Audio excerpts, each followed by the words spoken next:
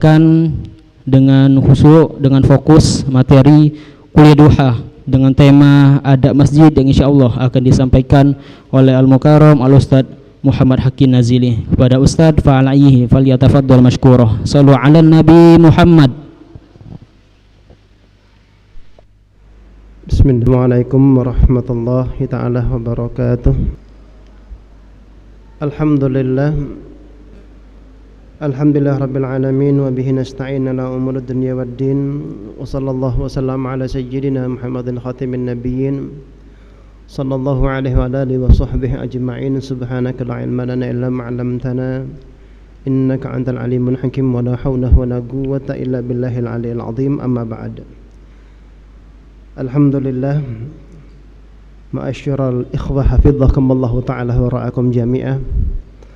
Fadl min Rabbina subhanahu, karunia dan nikmat yang begitu luar biasa Allah subhanahu wa ta'ala Rabbuna jalla jalaluhu wa ta'ala al-azamah anugerahkan kepada kita pada kesempatan yang insyaallah penuh dengan limpahan rahmat dan juga maghfirah daripada Allah subhanahu wa ta'ala ini, kita bisa berkumpul di masjid yang kita cintai ini dalam rangka untuk menuntut ilmu dengan harapan nantinya Allah subhanahu wa ta'ala berikan kepada kita kebahagiaan baik di dunia terlebih-lebih nantinya di akhirat kelak. Amin Allahumma amin.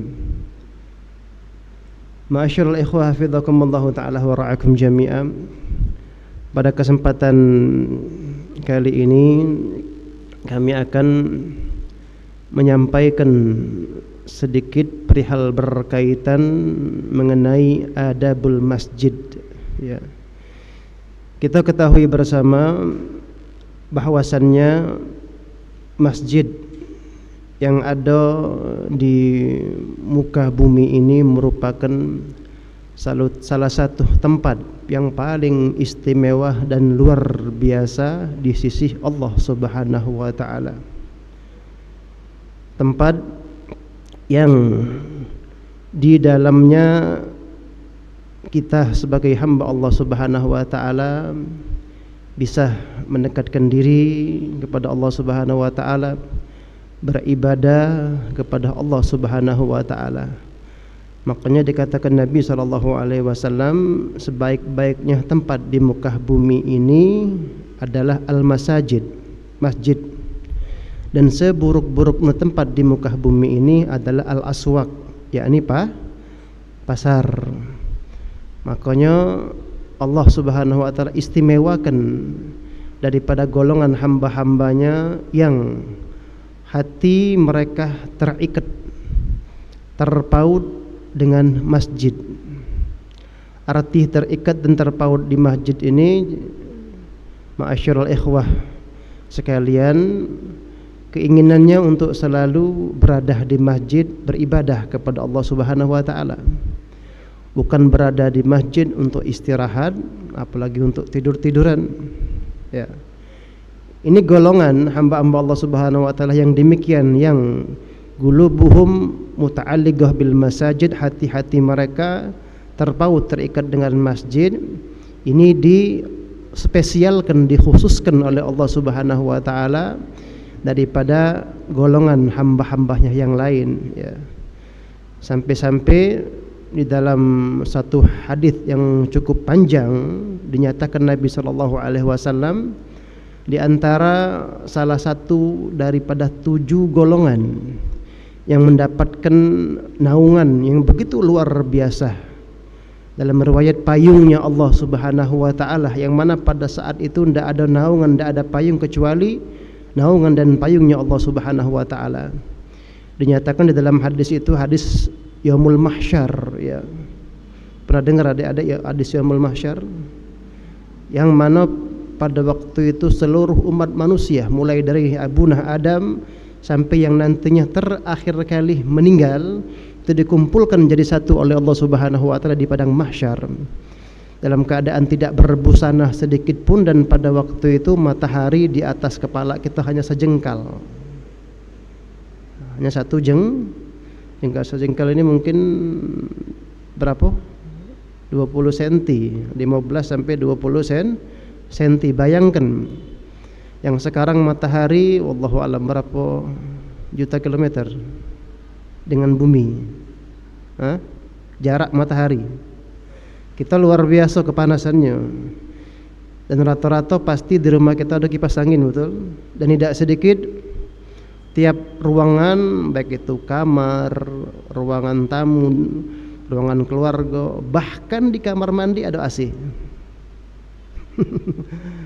Ya, saking kita merasakan panas yang luar biasa, apalagi di akhir-akhir ini. Ini jarak matahari dengan kita, planet bumi, luar biasa jauhnya. Kita kepanasan luar biasa. Nah, bagaimana nantinya adik-adik sekalian ketika di padang mahsyar itu matahari hanya sejengkal di pucuk kepala kita dan kita tidak berbusana sama sekali. Digambarkan dalam hadis itu ada yang tenggelam dengan keringatnya sendiri. Ya, bahasa kita Palembang apa dia? Tebegak. Bahasa kita Palembang tebegak, tenggelam dengan keringatnya sendiri. Jadi keringat setiap hamba itu tidak mungkin bercampur dengan yang lainnya.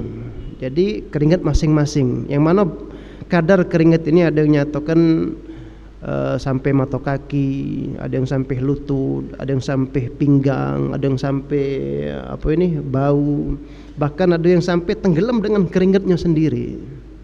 Dan tapi tidak sedikit dari hamba-hamba Allah Subhanahu wa taala yang mana pada waktu itu kebanyakan umat manusia kepanasan bahkan tenggelam dengan keringatnya, mereka yang dispesialkan, dikhususkan oleh Allah Subhanahu wa taala kedinginan.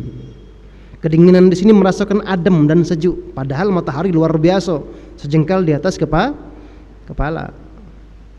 Jadi adik-adik jangan heran, dalam artian Allah Subhanahu wa taala memberikan sesuatu keistimewaan buat umat Nabi Muhammad sallallahu alaihi wasallam yang keistimewaan itu dulu pernah diberikan oleh Allah Subhanahu wa taala kepada nabi-nabinya.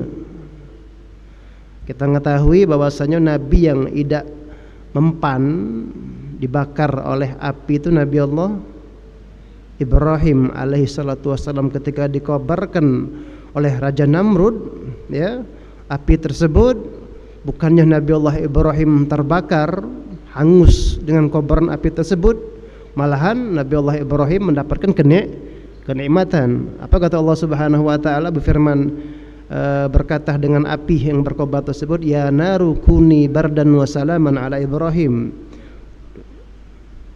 wahai api, jadilah engkau bardan wa salaman, dingin yang menyejukkan dan menyelamatkan Nabi Allah Ibrahim. Nah, pada waktu itu kemuliaan, keistimewaan yang demikian Allah berikan kepada Nabi Allah Ibrahim, ya, Khalilullah. Nantinya di padang mahsyar kemuliaan, keistimewaan demikian itu Allah berikan kepada umat Nabi Muhammad sallallahu alaihi wasallam.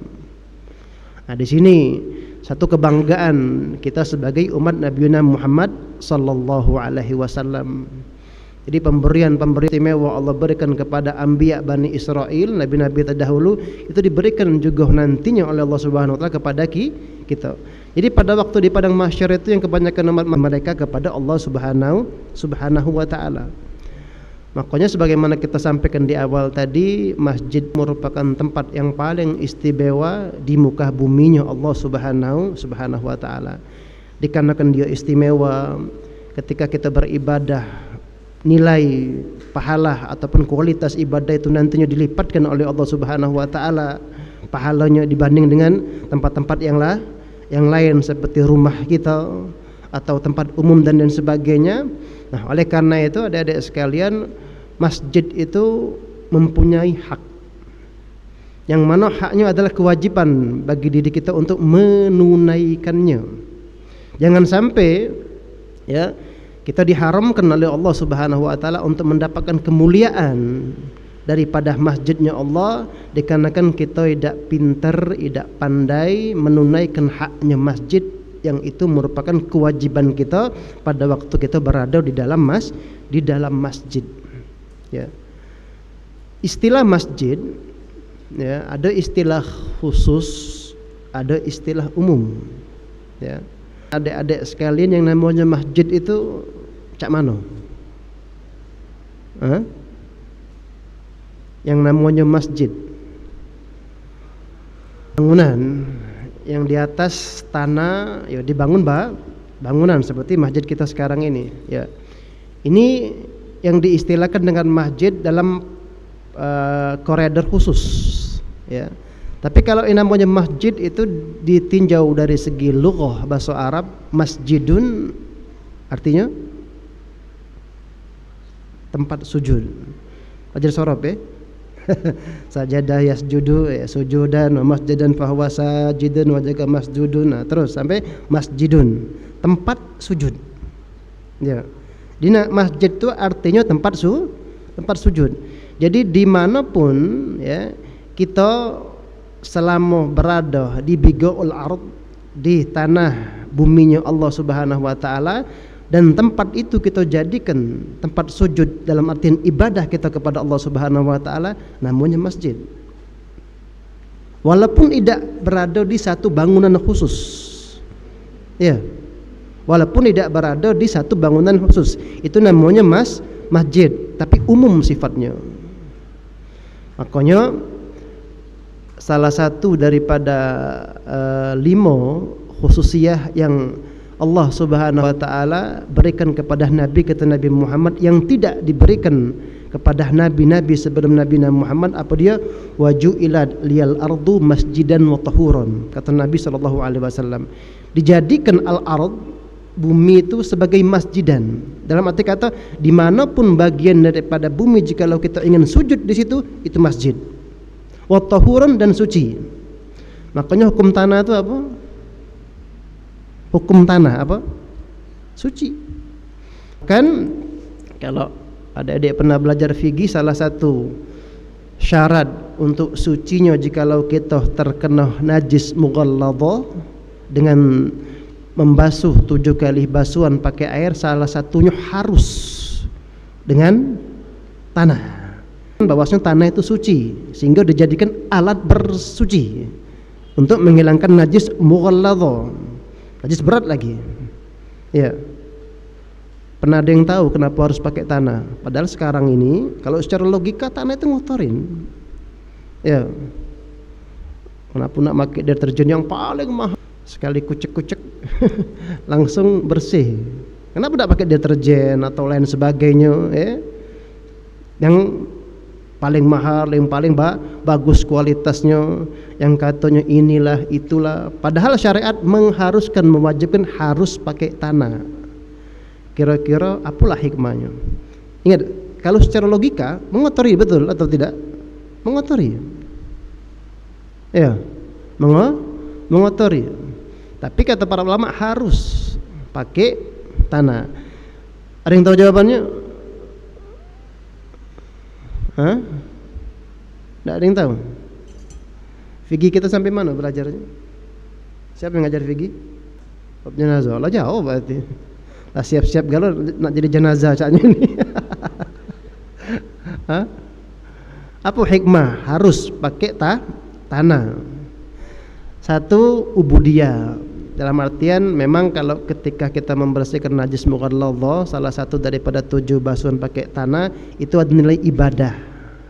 Nilai ibadah kita dah dapatkan. Yang kedua, kata para ulama, virus atau bakteri apalagi yang ada di babi, ya, itu yang ada di babi lebih hebat daripada apa yang ada di anjing. Itu tidak mungkin bisa mati kecuali pakai tanah. Itu sebabnya.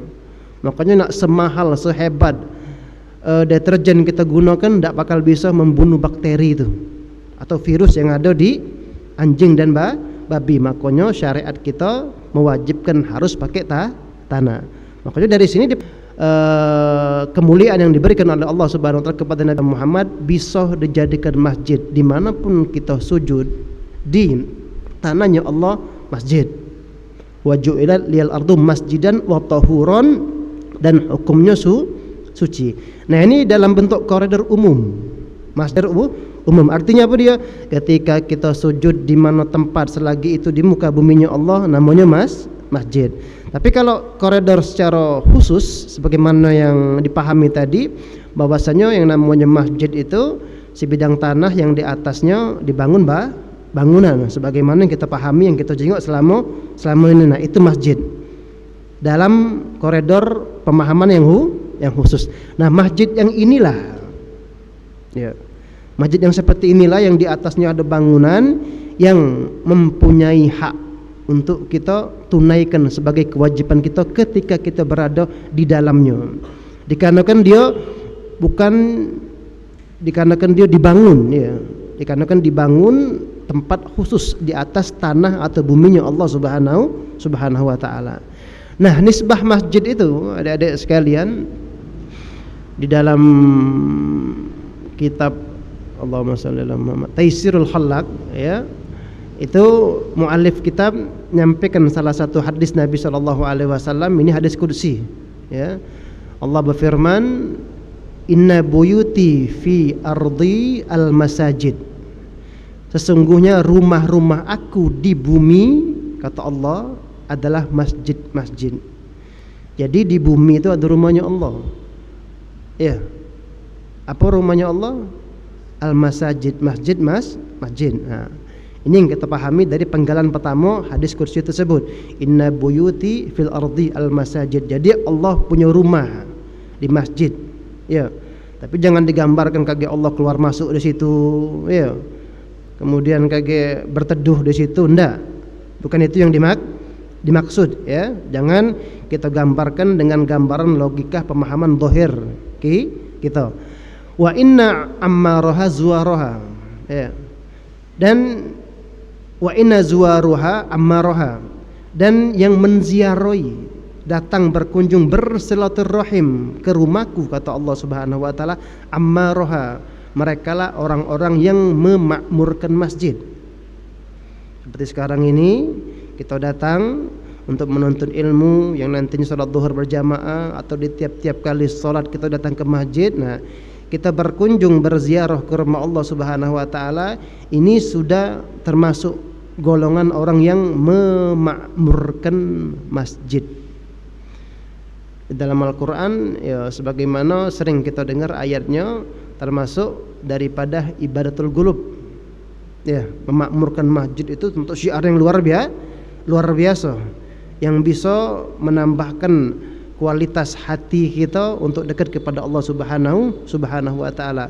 Wa inna zuwaruha ammaruha. Nah, lantas Allah Subhanahu wa taala lanjutkan, dan ini merupakan adab kalau kita nak ke masjid, ya. Fa innal abda idza fatuba lil abdin, maka beruntung. Tuba itu artinya buntung, atau ada yang mengatakan lembah di surganya Allah. Jadi dari hadis ini, beruntung orang atau akan mendapatkan surganya Allah Subhanahu wa taala. Kriterianya bagaimana? Fatuba lil abdin tatahhara fi baitih. Kalau dia nak ke masjid, dia bertohara terlebih dahulu di rumahnya. Jadi adik-adik, afdalnya kita bertohara, berwudu, ya, itu di rumah kita, bukan di masjid. Ini paling afdalnya. Bukan kage ke masjid berwudu. Paling afdal itu dari rumah, ketika mendatangi masjid sudah dalam keadaan berwudu. Ya. Antum bayangkan, ada orang bertamu nih, ya, bertamu. Ketika dia bertamu, datang ke rumah antum misalnya. Ketika datang ke rumah antum, assalamualaikum, waalaikumsalam warahmatullahi wabarakatuh. Ketika dia datang, dia numpang mandi, numpang ini. Ya, boleh tak jadi masalah tamu. Dalam arti kata, dia bersih-bersih di rumah kita, bersih-bersihnya di rumah kita. Nah, ada lagi sih kok tamu, ketika dia datang ke rumah kita, ketika datang sudah dalam keadaan masya Allah, udah rapi, ya, bukan cuma sekedar rapi, wangi. Kira-kira nyambut tamu yang mana yang lebih kita senangi, yang tamu apa yang kedua? Nah, itu maksudnya, ya. Ketika kita datang ke rumahnya Allah Subhanahu wa taala, kita sudah bersih-bersih, bersuci terlebih dahulu di rumah kita, baru kita datang ke rumah Allah. Ini Allah senang luar biasa. Bahkan langkah kaki kita menuju masjid itu dinilai ibadah masjid. Makanya sebagian para ulama nyatakan ya, dan mampir kemana-mana dia. Cari jalan yang paling jauh nyampe ke rumah. Kenapa? Mampir ke sini, mampir ke situ. Padahal terbalik. Ya, ketika kita nak pergi ke masjid, cari jalan yang lebih jauh untuk nyampe ke masjid. Kenapa? Karena nilai pahala. Itu sunnah, itu afdal. Ketika kita balik ke rumah, cari jalan yang cepat nyampe ke rumah. Nah, seseorang yang dari rumahnya sudah bersuci, bertoharo, ketika ke masjid itu dinilai pahala oleh Allah Subhanahu wa taala tiap langkah kaki yang dia langkahkan. Nah, ketika dia nyampe di masjid, ya, apa yang biasa kita lakukan? Nyampe ke masjid, tidak perlu kedor, assalamualaikum. Tidak perlu. Ketika kita nyampe ke masjid, maka dahulukan masuk masjid dengan kaki kanan. Apa doa masuk masjid? Bismikallahumma ahya wa bismika wa amun. Enak tidur ke masjid berarti. Apa doanya? Bismillahi. Pakai bismillah dulu awalnya. Bismillahi, kemudian sholawat, Allahumma sholli ala sayyidina Muhammad, Allahumma ftahli abwaba rahmatik. Oke, no problem, tak jadi masalah. Allahumma ftahli abwaba rahmatik, lengkapnya. Tahu kanan apa kiri, keluar lagi. Ya, apalagi tahu kiri, lupa tadi kanan apa kiri. Antum keluar lagi, ulangin lagi. Masuk, dahulukan kaki kanan. Begitupun keluar dari masjid, lupa kanan atau kiri, kan kiri. Lupa. Masuk lagi, keluarkan kaki kiri. Begitupun ke kamar mandi, masuk kamar mandi, keluar mandi, masuk rumah, keluar rumah, dahulukan yang mana sunnah. Ya. Dan lazimkan. Arti lazimkan apa dia? Jikalau salah atau lupa, balik lagi masuk dengan kaki yang benar, keluar dengan kaki yang benar. Kalau antum lazimkan demikian, insyaallah itu kaki tahu. Kaki antum tahu dewek kaki. Oh, ini masjid kanan, otomatis. Tak ada manual lagi dia. Malam-malam kalau ditarim